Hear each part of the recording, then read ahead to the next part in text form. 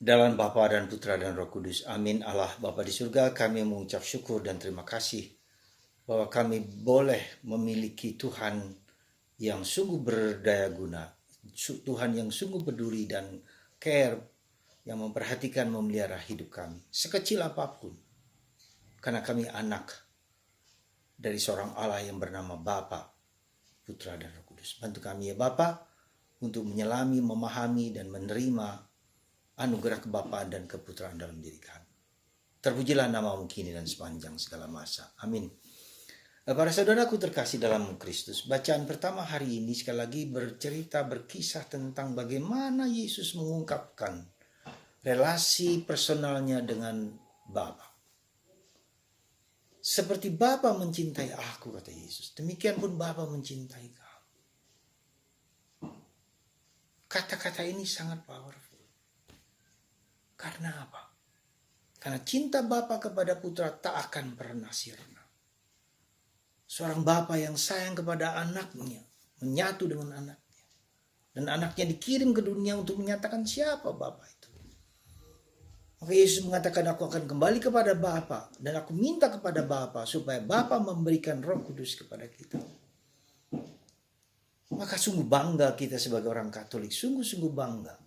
Tetapi kebanggaan itu bukan hanya sekedar kebanggaan, tetapi suatu kebanggaan yang relasional.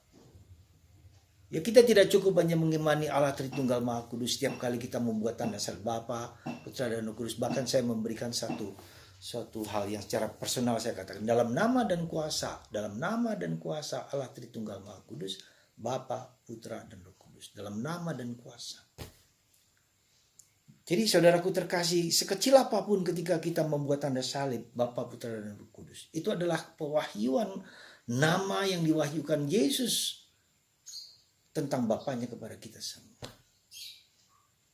Nah, itu yang pertama. Yang kedua, kita adalah anak. Ya.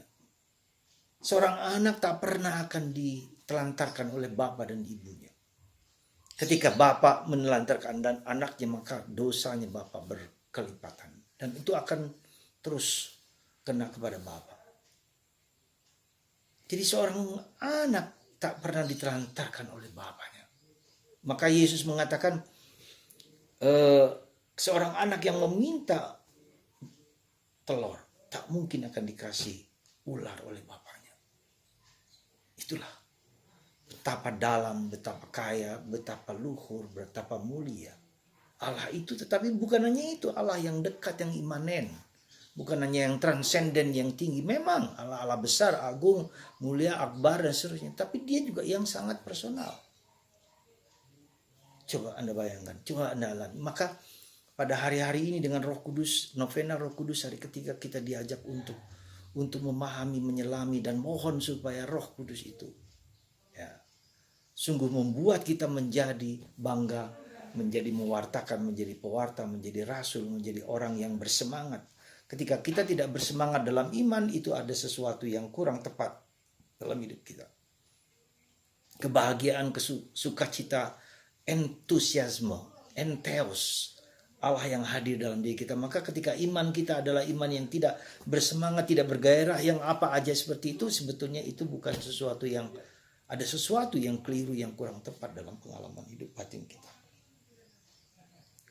Semoga Anda dan saya dan kita semua ya sungguh-sungguh dirasuki oleh semangat cinta kasih Tuhan dalam hidup kita.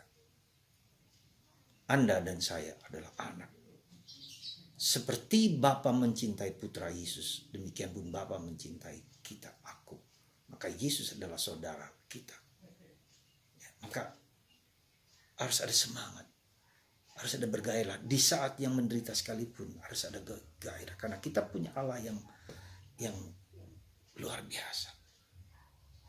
Semoga menjelang Pentakosta ini, Anda dan saya tetap bersemangat, bergairah, tetap mewartakan Kristus. Dan tidak pernah takut akan Kristus. Dan mencari, mengenal Yesus lebih dalam. Ketoklah terus menerus. Carilah terus menerus.